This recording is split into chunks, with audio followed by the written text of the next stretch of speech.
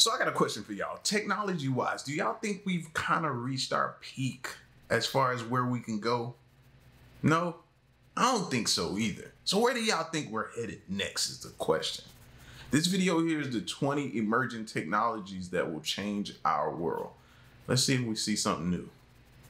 It's a weird time for technology right now, but then again, when is it not? Every decade, there's a technological leap that makes the recent past look like ye old days of cavemen, and we're not even done yet. The future is coming, and it will usurp everything. Not necessarily in a good way. These are 20 emerging technologies that will change our world.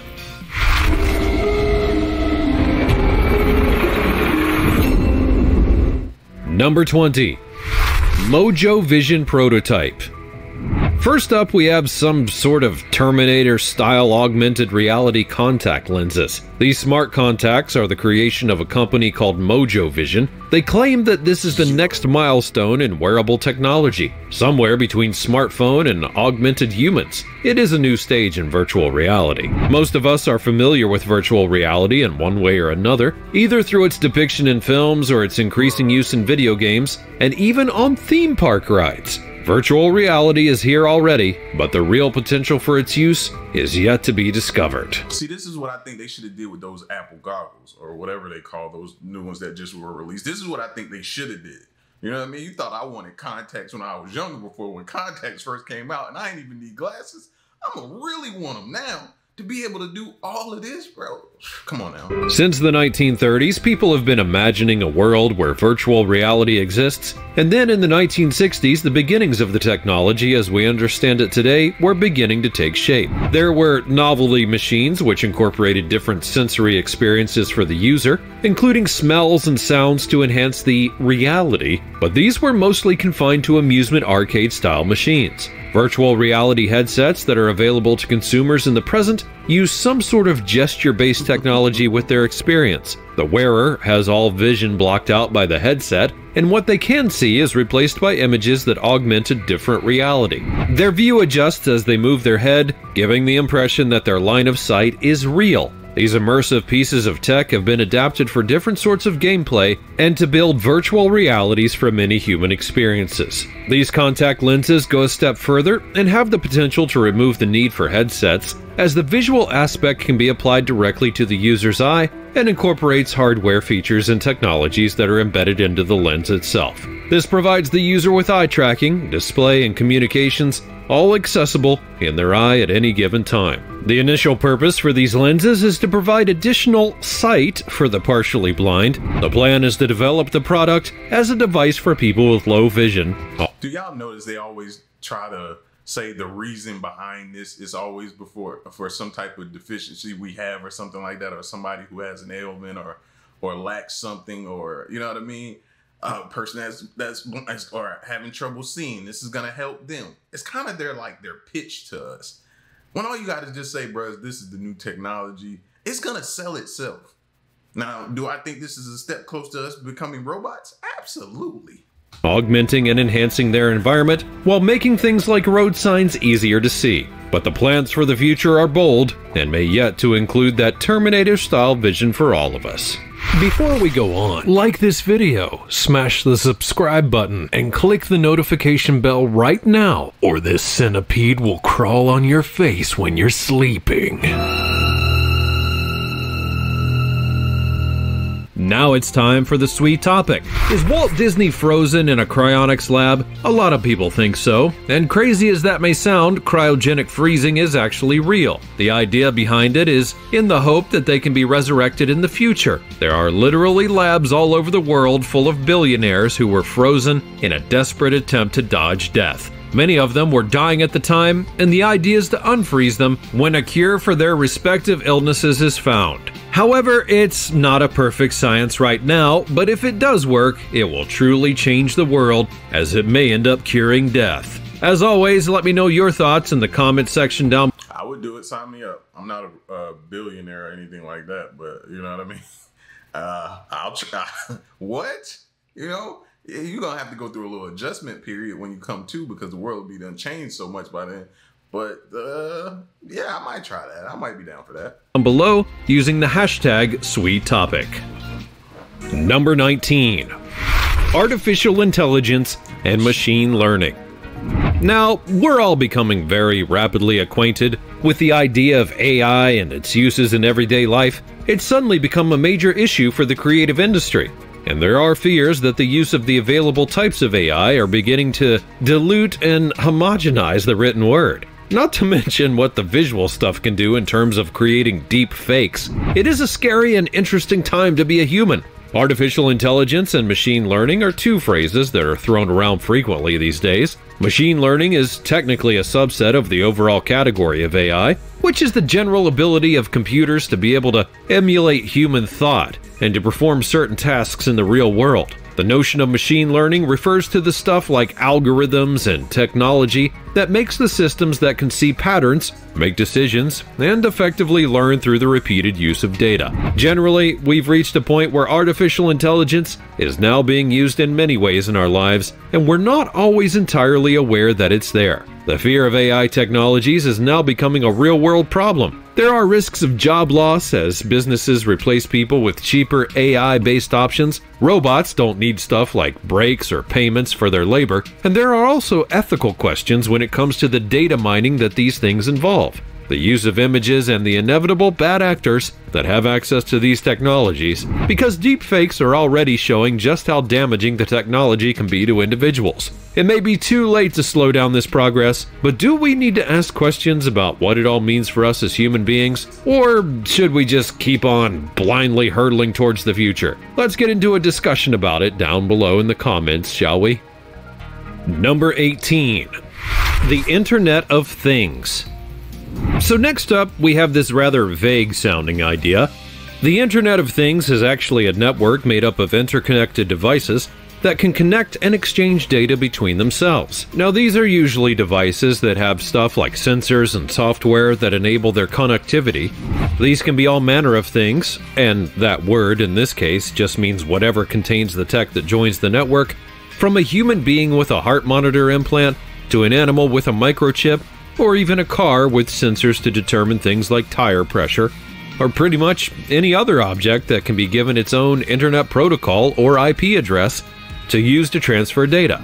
As tech advances, the Internet of Things, or the IoT, as the hip kids say, is beginning to incorporate stuff like artificial intelligence and machine learning in the process of data collection. It seems like this connectivity makes a lot of stuff seem easier, but what might it mean in the long run? Number 17. Wearables and augmented humans. Although we're increasingly familiar with wearable technology, with items like fitness trackers and the ubiquitous Apple Watch now commonplace in our lives, the future of wearables is just a bit weirder than you might expect. Some people seem to be really rather attached to their phones, to such the extent that we often joke that it would need surgical removal. But what if you could actually assimilate your cell phone into your body? Would you want to? And why might this be useful? Honestly, if you're completely addicted to your phone, then you may well see no reason not to, but there's something just the tiniest bit odd about becoming so very intertwined with our devices that we literally let them inside of our bodies. But that's what tech companies are working towards. Since the development of the cloud and the advancement in nanotechnology, it's become possible to make personal devices do more advanced and perhaps useful things. See, that's what I think a lot of these devices are gateway to us just having this stuff embedded in our system. Like, it's gonna be in us. Just like with Neuralink with Elon Musk and how he's implanting the chips, pretty soon there'll be an update to where they can just receive their phone calls, text messages, and everything through their body. So it'll just, I don't know, you just feel maybe a vibration and it'll pop up out in front of you. It'll pop up in front of you and you'll be able to just tap it somewhere in the air or do it wherever it is where you're looking at and hit it and just talk based upon the neural link in your brain. I could see that happening in the future. Machines are integrated into our lives. They record how many steps we take each day, what food we eat, where we go and who we see, what we buy, and even how fast our hearts are beating. The data gathered by our phones, watches, tablets, and other devices, well, that's worth a whole lot of money. There are plenty of companies who are extremely eager to find ways to gather more of that delicious data and then stuff their pockets with all the financial spoils. So, if they can literally integrate the data gathering devices into the bodies of the consumer, on the grounds of convenience of course, then there is never a moment when that person isn't connected to their device and filling the cloud up with all the data that it can eat. Number 16. Big data and augmented analytics. In computing, big data refers to absolutely massive amounts of data that are now being managed because of extremely advanced data analytics, much of which is enhanced by artificial intelligence. The sheer scale of the data was previously very difficult to work with, but the tech that exists now in augmented analytics means that it can now be understood and utilized. If you've ever wondered why you seem to be getting ads for things that you've looked at on the internet, well, it's likely because of big data. The term itself basically refers to the exponential increase in data that's produced in our online world. Every time you look something up, you click on an article, or you have a social media post, or even interact with anything in any way at all, even just pause briefly while scrolling, that creates data about your usage, and that data is worth money. So, the fact that as your habits and inquiries online create data, that data is then used by software that analyzes the patterns and choices that you make and are making, and that can be sold to companies who use it to directly personalize ads at you. So if you searched for a hat one day, then chances are you'll keep seeing hats pop up in your feed and in the sidebar of any site that you may be browsing. Oh, and don't forget they're always listening. It's creepy, but that's big business. Number 15. Intelligent spaces and smart places. In addition to the way that your online habits are constantly adapting to the data that your behaviors provide, so too are the spaces that you inhabit. This is a relatively new concept, but it's rapidly being used in many different areas of life. Homes, offices, and even some cities are being connected, and that means that they are equipped with sensors that connect users to information. This can be simple stuff like being able to control the temperature of a building remotely, or perhaps even offer information about the maintenance requirements for something within a space.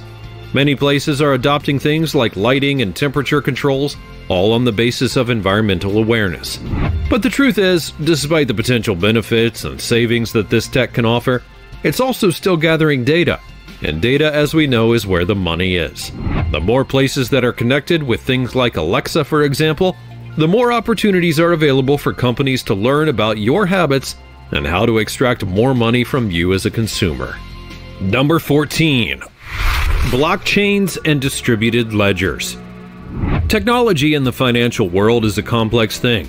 A distributed ledger is basically a way to record, share, and synchronize transactions electronically without using a centralized sort of traditional ledger. This is a more secure way to record the data since it decentralizes the accounts and uses independent computers instead of one central one. Blockchain is a type of distributed ledger. This system is essentially the building blocks of the Internet of Value.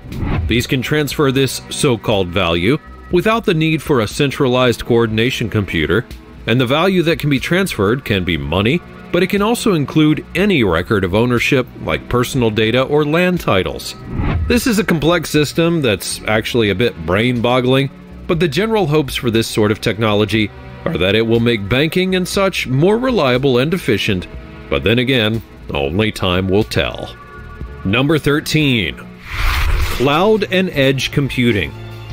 You most likely know all about the cloud, that being where all your data is stored and then accessed via the internet. But this type of storage, for all of its usefulness, has its limitations. It seems that edge computing is the idea that will improve on the way this data is managed and processed, and will ultimately, as the tech people like to say, take this to the next level. So in basic terms, the idea of edge computing simply means running fewer processes within the cloud and then moving said processes to local places like an IoT device or a user's computer or even an edge server. The notion of this, that it will speed things up and simplify the processing of data. Number 12. Digitally extended realities. This is a term that means the new concept of taking all the existing technologies to do with realities, like virtual reality, augmented reality, and mixed reality, and then blending them all together to make one supercharged user experience, which will ultimately be even more immersive, and interestingly, despite the liberal use of the word reality, not actually real in the true sense of the meaning. Anyways, this is what all the tech people are into right now. The idea being that they want to merge the physical world with the virtual world. Stuff like they show in boring science fiction films, where they can immerse a person in a virtual space from anywhere on the planet. Meanwhile, billionaires buy themselves new houses that they viewed virtually from the moon. Regular people can no longer afford their electricity bills and have to choose between freezing to death or starving. This is the modern world, after all. Number 11. Digital twins. If you're in the business of extremely expensive equipment and you want to make adjustments or upgrades to the existing model that you have, then the notion of digital twins is a time-saving and, even more importantly, money-saving option. A digital twin is simply a digital copy of a real physical object. So, let's say that you have a massive jet aircraft and you want to try out a whole bunch of brand new ideas to make it faster or shinier or whatever. Well, you no longer have to build a new prototype to try out your ideas. You probably should still run all of the tests and such before you start flying around in it though. Sometimes people get their sums wrong, but essentially the digital twin is an exact copy of the physical object that can be used to simulate possible outcomes for the real-life version. It gives developers a chance to grasp a better understanding of how the object works in real life. So they do this by linking the digital twin to a real data source in the environment, which they can then take feedback information from to be analyzed in order to make adjustments and improvements to that object. What if I could actually do that with a kid? Have a kid, I want something like it. Let me see what the digital twin will look like and act like and all the possible outcomes. You think that's a possibility? Huh? Number 10. Natural language processing. Here we are again with another technology that uses machine learning and artificial intelligence to process data. This time we're looking at the rapidly altering field of natural language processing, or NLP. It basically means using machine learning to analyze speech or textual language. It aims to give computers the ability to understand textual and spoken language in the same way that humans can. At the moment, you can talk to Siri and ask her where you can buy a nice bun in the local area. She really doesn't entirely grasp your meaning and will send you off to a hamburger wholesaler. However, this technology aims to improve the way that machine learning adapts to the language of humans and to be able to respond like a person would.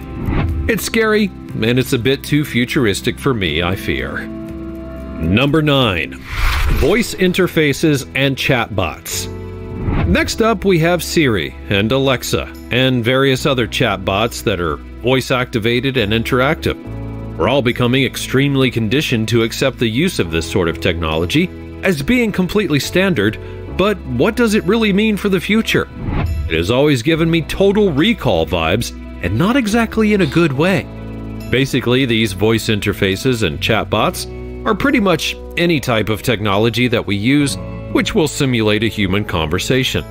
Although frankly, if you have ever tried to have an actual conversation with Siri, then you already know it's not really the best way to have a riveting time. But y'all can see where we're headed with this, right? Human interaction is becoming less important. And it's pretty much just fading away. You're getting so far away from human interaction that it's going to be probably non-existent in the future someday. Like it'll be no reason for you to actually speak with it, or you'll just completely not know how to speak with another human being. Chatbots will use AI and such like to simulate human interactions, whereas so-called digital assistants like Siri and Alexa use similar technology, but they work in a slightly different way. These work by responding to voice-activated commands, whereas chatbots interact through text interface or even a web-based application.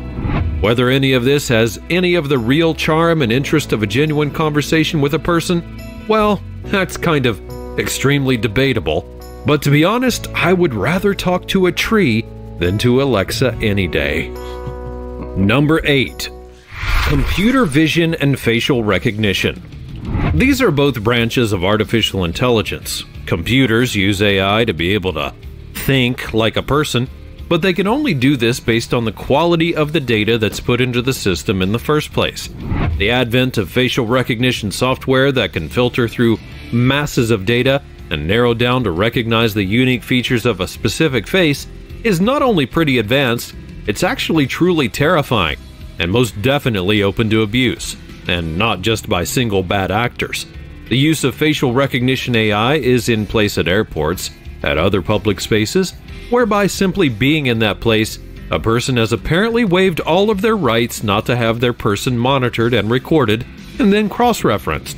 This is a significant step further than the heavy use of CCTV in a public space, since it involves the ability for government agencies to access information about people simply by using their image. Facial recognition technology is being normalized in the tech that we carry in our pockets. Many phones will now use your face to unlock your device, and this is also being used by some banking apps and in other official capacities to identify people. It does raise questions about privacy though, or at least we should be asking a lot of questions about how this technology can and is still being used. Number 7. Robots and cobots, or colleague robots.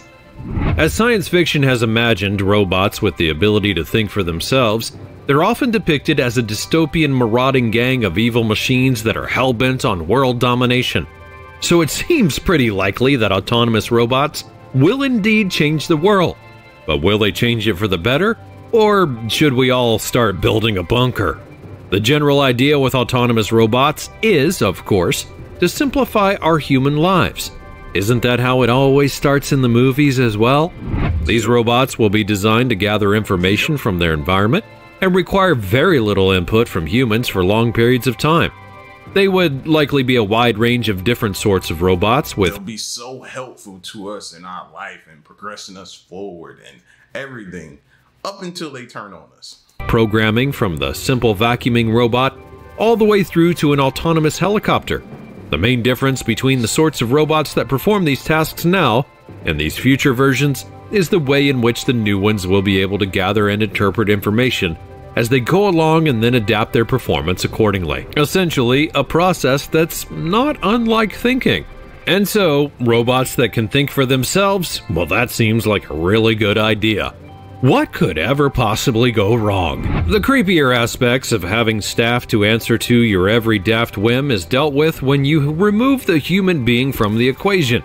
So is a robot butler the answer to the lazy person with a conscience conundrum? Could we all soon be adding a robot butler to our household appliances, alongside our dishwashers and toaster ovens? Having gotten used to basic household robots like Roomba vacuum cleaners, is the time right for a more all-round household helper? Seems as though it might just be. The Yugo robot from Mira Robotics is able to perform a full selection of boring old household tasks, like doing the laundry all the way through to folding clean clothes when they're finished. It sounds pretty good to me, but I just wonder if this robot can even find all of those missing socks from the dryer. Number 6. Autonomous vehicles. One of the big dreams that people in the USA had in the optimistic 1950s was a future where there would be driverless cars. And although actually driving a car may be part of the enjoyment of this mode of transport, for some, it would seem, that is just too much effort, and being propelled in a personal fiberglass box without the need to even observe your surroundings, well, that's the dream, baby. Do y'all think we're there yet, though? Think about all the recalls that just happened with Tesla. I know it was for the accelerator, but think about that. All the recalls and the different things. Are we trying to progress forward too fast and need to slow it down a bit?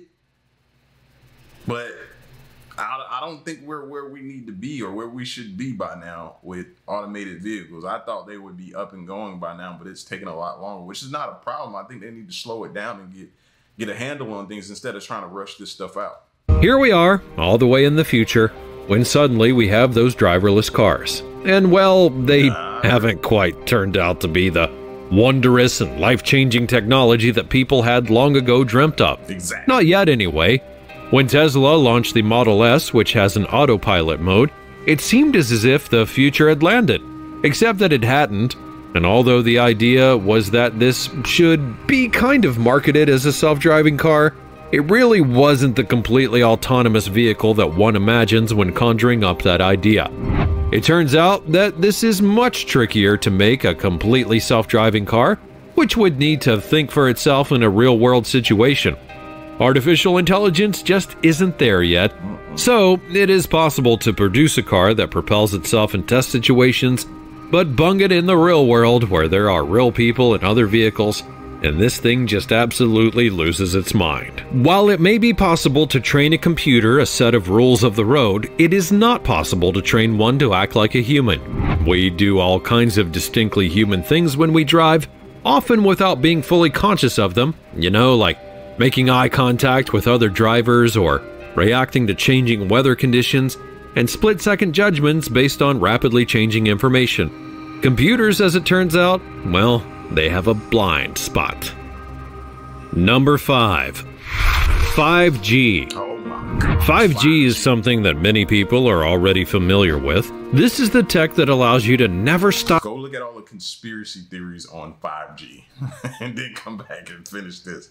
For 5G, oh my goodness. Stop scrolling TikTok through your entire day, whether you're on a bus or on a toilet or at work or even at home. This is the 5th generation technology standard for cellular networks. So if you happen to live in an area where 5G has been rolled out, and they have been introducing it since 2019, so perhaps you do, then telecommunications companies love to boast that it offers higher download speeds and can connect more devices than its predecessor 4G. This tech is higher bandwidth and is believed that it may well replace the need for general internet service providers in areas where it's available.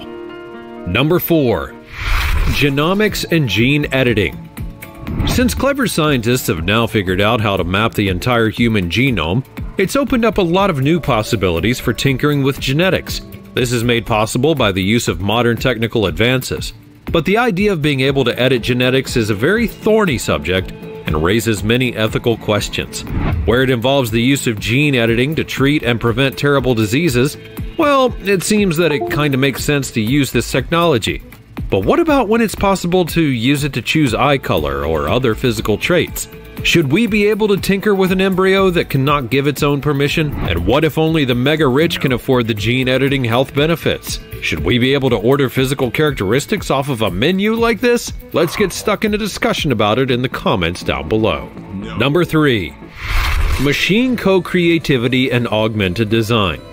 This next one is a design process that uses AI to create products. The idea behind it is said to be that it can improve existing products and minimize manufacturing costs. These things ultimately come down to maximizing profit after all. Although plenty of artificial intelligence is apparently already being employed in certain businesses, the creative human brain is so far superior to the robot that it's only really effective to a certain extent. Like in the generation of ideas perhaps, but the successful development and creativity involved in most design is still the job of the human mind. And long may that last, since if the ChatGPT had written this script, it would have probably lied to you many times by now, it would have used overly flowery language, and it would have likely made several errors. Oh, and it would sound exactly like everything else that you hear or read on the internet. Real people have real voices and ideas and experiences. Even with all the data in the world, a dumb robot cannot replace genuine human creativity, unless you only want to hear one very boring monotone for the rest of time, that is. Number 2. Drones and unmanned aerial vehicles. Drone use in the military has completely changed the landscape of conflict forever. The ability to use unmanned drones to monitor, surveil, and even bomb certain locations has meant that wars are now fought from eyes in the sky instead of just boots on the ground. This technology has certainly had a huge impact on the military, but drone technology has also been changing the landscape for search and rescue efforts, firefighting, and law enforcement, as well as delivery systems for the ultra-lazy and possible transport of the future. Again, however, we need to know about and ask a lot of questions about how these technologies are going to impact our rights and our privacy in the future. Number 1. Cybersecurity and Resilience. Cyber attacks are a real and persistent threat. In fact, they're constantly increasing and evolving as fast as the measures that protect against them. There are multiple ways in which companies are supposed to work to prevent cyber attacks, but how effective their systems are only depends on how vigilant they are about protecting them. That's a lot of trust whenever we type in our personal information or store private stuff online now, isn't it? Given just how much data we have out there and how scattered that it may be, it's essential that companies that hold data have sufficient and adaptable cybersecurity. We may hand over our data without a second thought, but we need to know exactly how companies are protecting us and what they'll do if they suffer from a data breach. Try not to think about just how vulnerable all of your data might be, though. It's enough to actually give you nightmares.